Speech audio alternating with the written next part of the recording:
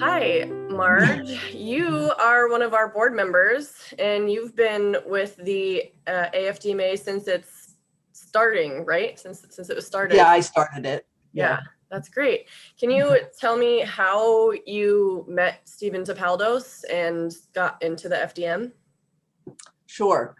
In November of 1996, on election eve, he and I were both at a mutual friend's house who was running for office, and we were going to help her put up signs. So that's actually when I met him. Now, he was preparing for his first lecture, his first 3-day FDM lecture in Vienna in January of 1997. Mm-hmm. He was also just finishing his, what I later renamed the prototype of his book. And so that's all he talked about. And since I was in pain from the back of my head to the bottom of my butt, wondering how long I was going to be even able to practice as a physical therapist, I was in pediatrics at the time, I was listening. I intuitively knew as a physical therapist that nobody could help me. Mm-hmm. So I didn't ask for any help. Yeah. And, but the thought went through my mind about him, maybe this guy could help me. Mm-hmm. So I ended up making an appointment to see him. It was a couple weeks later, so it would have been still in November of 1996. And I never go to the doctor. But I went to his office and I waited an hour. Like there was nobody else in the waiting room. I waited an hour. Wow. And so he finally came out and he took me down to his treatment room. He only had one. And there was somebody already in it that he had forgotten about.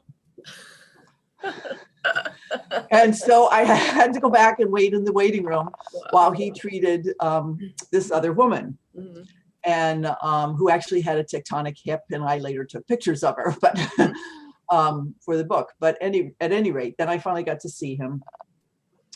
And for anybody who has had FDM treatments, you can well imagine my first treatment, because I was a chronic pain patient, which means trigger bands with adhesions, and I had rocks on my shoulders, also known as SCHTPs, hard like rocks, brick walls.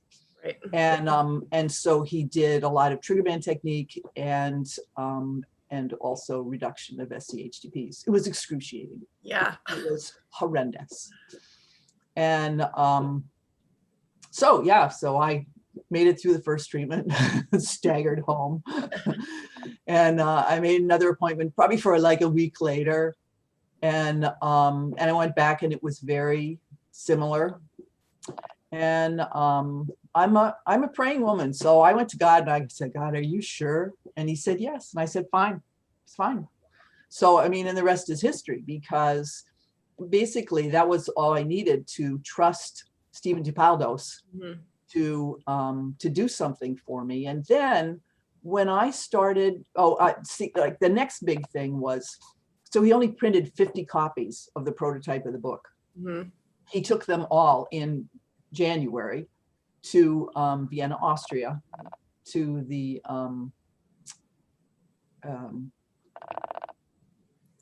osteopathic school there, the Vienna School of Osteopathy, where I had the privilege of teaching the last time I was in Austria, which was way cool. Yeah. So anyway, he took all those copies, he gave them away. And as a matter of fact, when I met Raymond, the head of the Vienna school, and I told him who I was and such, and he recognized my name and he said, yeah, he brought books and he gave them away. I mean, he was still incredulous over that after, 20 years. Yeah. And it was interesting, well, longer than 20 years anyway. But so he came back and he still had 3 books and he had promised to let people read them. And so I had to wait my turn so that I could read the book. And so I finally got my chance, and John and I were going to Pennsylvania together. And so I can't read in the car. Okay. But I wanted to read this book so bad that I'm reading in the car at night while John's driving. And I'm reading the first chapter, and I'll read a sentence and then I go, John, listen to this. And I read the sentence to him. And then I read a little further and John, listen to this. And I mean, I couldn't believe it. Before I got to the end of the first chapter, I said, this is going to change all of sports and all of medicine. Wow. So I was hooked, hook, line, and sinker, January 1997, reading the first chapter of the prototype of his book. And one of the struggles I have is like, what's wrong with the rest of these people? Why don't people see this? I don't get it. I mean, I saw the big picture from the beginning. Mm-hmm. And so anyway, I finished reading the book. He told me, don't write in it. Whatever you do, don't write in it. He actually felt like when you wrote in his book, you were writing on his body. I mean, it was just too much for him. Okay, so anyway, I started finding mistakes, proofreader that I am. Right. And so I was writing it in pencil. I was writing, and my husband saw me and he said, what are you doing? He said, not to write in your book. And I said, well, I want to know if there were mistakes.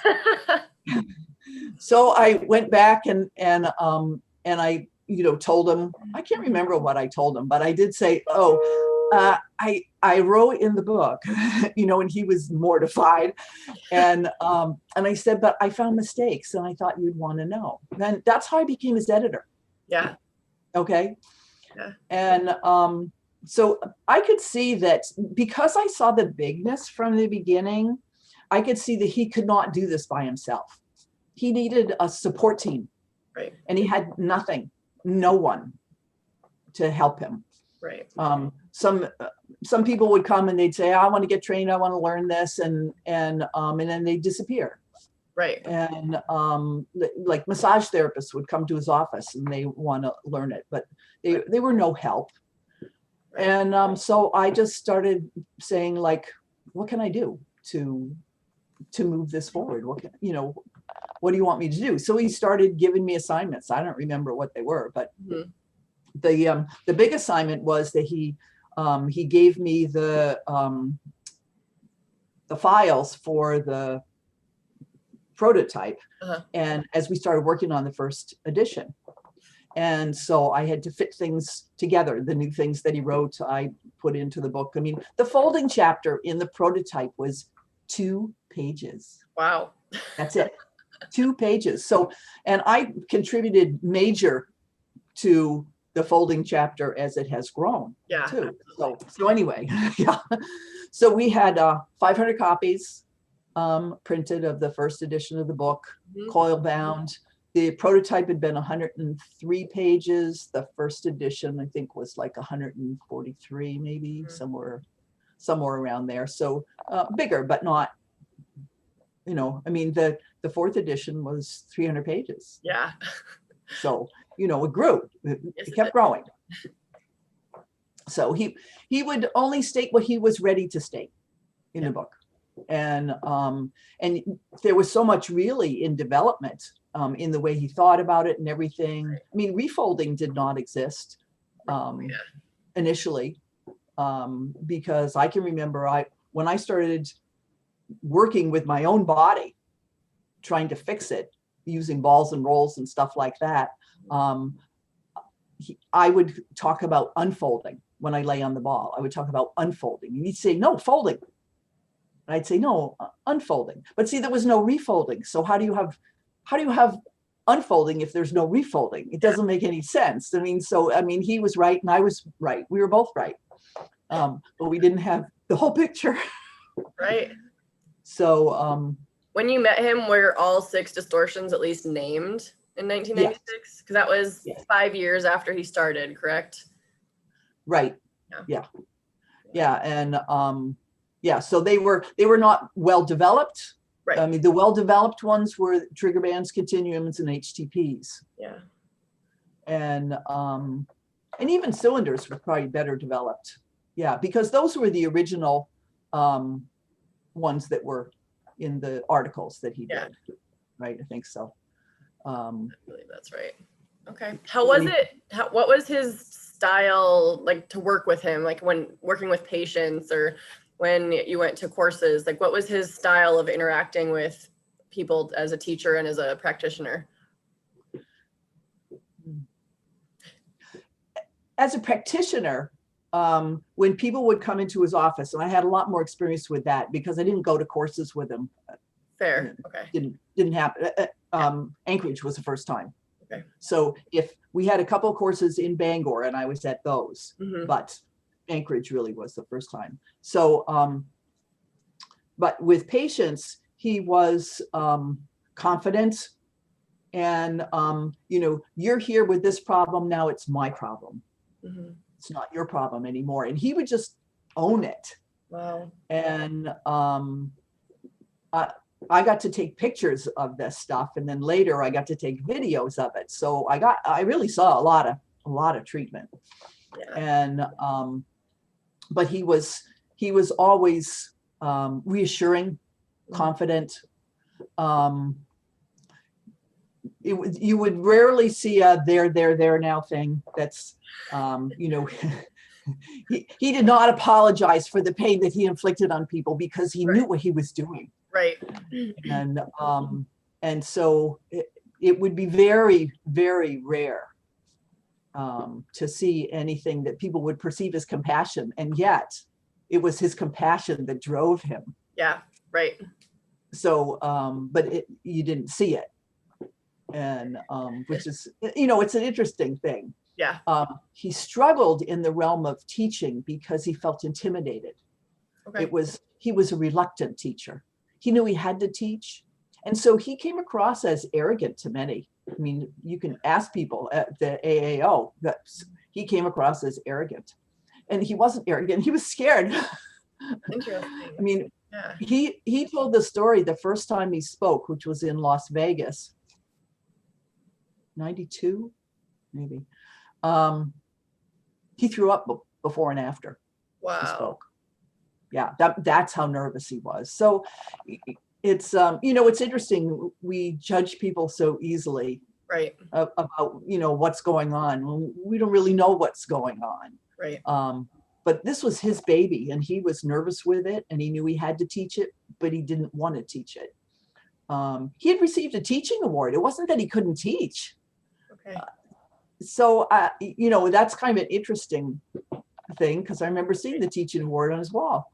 Right. And so he liked to teach, but he was intimidated.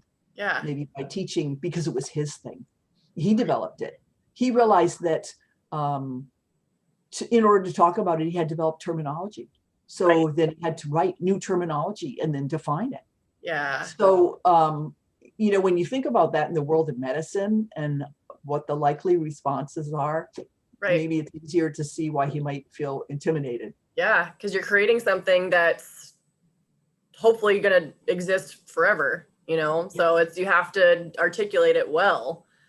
Right. He mainly taught to osteopaths, right? Like other fellow physicians back then. Yes. Yeah. His experience with training physical therapists were all pretty negative until me. Yeah. And and over in Europe, he would end up training physical therapists and they were all lower quality in terms of what they would do with it. They were afraid. They didn't have the same, I mean, as a physician, you know, you have more confidence because of the knowledge base that you have. Okay. And so I see osteopaths that don't want to hurt anybody. And it's like, well, good luck.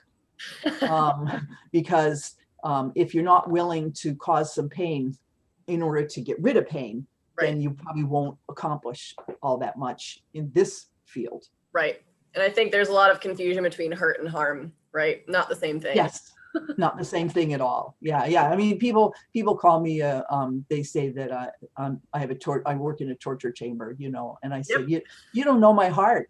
I'm sure you've had people say that to you too. You don't know my heart. I said, my heart is very soft. And the only way I can do these treatments is because I know they work. Right. And so otherwise it wouldn't be worth it. Yeah, exactly. Yeah. Yeah. He was a big thinker. He was a really big thinker. And you can see that in his writings. Yeah. Yeah. When I wrote my inversion book, one of the things I thought about and wrote about was, what was the biggest gift he gave to me? Yeah. You know, like, what was the big deal? And I remember writing something, I don't know what it was. And I thought, no, that wasn't it. But it's really the freedom to take the time to think. Right. And I remember sitting in my office one day and just saying, I'm not going to rush through this. I'm stopping right here and I'm thinking, because that's what he would do. And that's why he was successful. And I think, you know, it's so easy to get into cookbook, what I call cookbook stuff. Right. You know, it's like, I see this, do this, I see this, do this, I see this, do this. And what we really need, when people visit my office, the thing they're amazed at is the history I take. Yeah. Because my histories are far more extensive than most other people. Right. And partially because I get complex chronic pain people, because I was one and I developed that, and that's my specialty. And but at the same point, it's because it's important to me. Yeah. And I want that history, because when I run into things, then I want to have the right things clicking in my head. Right. You know, it's one of the like four pieces of diagnosis in the FDM is the history and mechanism of injury and things like that. And I think that's a really important thing that a lot of people don't necessarily take as importantly as like body language. Right. Yeah. They see the body language and they go, woohoo, and treat it and maybe get results. But the problem with that is, but you didn't think about it. Yeah. And you don't really know the whole story. Right. And you may or may not find it out if you get too eager with only body language. Right. Body language is great, but body language by itself is typically insufficient, unless it's a very simple injury. And so, yeah. Do you feel like there's any weaknesses to the model? To the model? Yeah. Oh, that's an interesting question. I don't know that I've really entertained that thought before. I think the most of the weaknesses come from the people using the model. Okay. Yeah. You know, not taking the time, not thinking, forgetting that the patient is the boss. The patient's the one that really knows what's going on. Yeah. And even if they don't think they do, they still do. Yeah. And so yeah, I really think that we're the weakness. Yeah. We are. Each one of us. Absolutely. I like that answer a lot. Not the model. No, I think the model's very strong. Yeah. And I think the model's complete. Mm-hmm. And I think that we need to remember it's a model. Absolutely. Right. And not just a series of treatments. Yeah. And how the distortions interact with each other. And yeah. So from the opposite of that, then, what do you love about the FDM, and what do you think are the really strong pieces of the FDM compared to other medical models? The thing I love the most about the FDM is it gives me a way to think that's different from other people, so that I can come up with spectacular treatments with spectacular results. I mean, there's really nothing better than that. And that's why I love this. Yeah. That's why I'm still doing it. That's why I'm passionate about the FDM. Is it's not a be all and end all. It can't fix everything. Right. You know, some people have to have surgery for some things, you know, but it can fix things that nothing else can fix, because we can think differently, which is why thinking is the biggest deal. Right. Right. I see a lot of frustration with that. Like, why did it take me 20 years to get here? And all you did is this one thing for a couple seconds, you know, and some people get angry about it, and that's can be kind of powerful too. And, you know, I don't always have a great answer for those patients, but I'm like, at least you're here now, you know? Yeah. Yeah. I mean, when they say everybody should know this, they're right. Yep. And at least And, know it, you know, not everybody has to do yeah. it, but No, but if they could just send somebody, it's like, well, I don't know how to fix this, but I think I know somebody who can help you. right. You know, that's where, if we get there, we'll be doing pretty good. Absolutely. And I think, you know, we've made a lot of progress. So even in Bangor, Maine, I had a OMM fellow in my office Monday, and she already knew how to do trigger band technique. Good. And because two of their clinical people, you know, in the program have been to FDM courses and like it. And so they teach it and share it with the people who come through, with the residents and stuff. And so, you know, sometimes stuff is going on that we didn't even know it's going on. Yeah. In terms of sharing it. Absolutely. And, you know, so it's, and at least, you know, even with the circumstances right now, she still knew how to do trigger band technique quite well. I had her treat me and I had to tell her, no, you don't have to go that deep on me. You have to learn how to grade your pressure to who you're treating and what you're treating. And you don't have to go to the bone. Yeah. So what types of, so on that note itself, what types of like tips or tricks do you have for those people who are newer in terms of like building the strength in their thumb or refining their techniques? Like what do you usually encourage new practitioners and seasoned practitioners? Well, number one, body mechanics, good body mechanics. Don't try to treat people like this. Don't try to use just your thumb, but use your hand as a ratchet. And go slowly. You know, like if you're doing trigger band technique, don't race to get to the other end because you're thinking you know where it is. Just go slowly and get the feel of it. And that will, and then don't go so deep that the person is crying because of the depth of the treatment. As long as it feels like a knife, you're on it. It doesn't have to feel like a deep knife, in other words, you know. And somebody who's more muscular, you generally have to use more pressure. And I mean, I'm strong, but I've never needed a lot of pressure for trigger bands.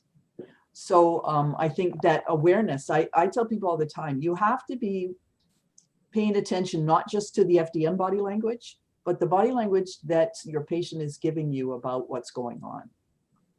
Yeah. So if you're not paying attention to what's happening on their face and how they're responding to your treatment, you're missing a lot. So I really try to get people focused on that. Yeah. And then the thing, and I think I learned this from Todd, is with continuums, if you're not getting anywhere pretty quickly, then you're probably at the wrong angle. So just try again. Don't just sit there hoping that you're going to get it. Right. You go, well, that's not right, you know, and find a spot of more exquisite pain. Pay attention to the angle they show you when they show you where it is. Ask them where it is again. Don't just go looking. And I think a lot of practitioners, and this is probably because of osteopathic teaching and maybe physical therapy teaching too, that the effort is made to palpate and too much. Yeah. So it's like, yeah, too much. And so just ask the patient. They'll show you and then do what they show you. Yeah. You don't have to just go looking for stuff. Right. We don't have to work that hard in this model. No, you don't. I mean, you have to think, but if you just ask the patient, am I on it or not? You know, is this it? Yes or no? Yep. Oh, this shouldn't hurt. So tell me if it hurts and I'll stop. You know, that's the other thing I have to tell people. Once they're used to the pain, they think everything we do hurts. Right. Exactly. And that's not true. You know, for folding distortions, it's simply not true. It's like, no. I'll be in the wrong direction if it hurts. It's not supposed to hurt. Yeah. So, yeah, those kinds of things. Yeah. That's great. Yeah, I think ultimately it lines up to the patient is the expert. We know how to implement these techniques, but they give us everything we need if we're looking and listening the right way. Yes. Yeah.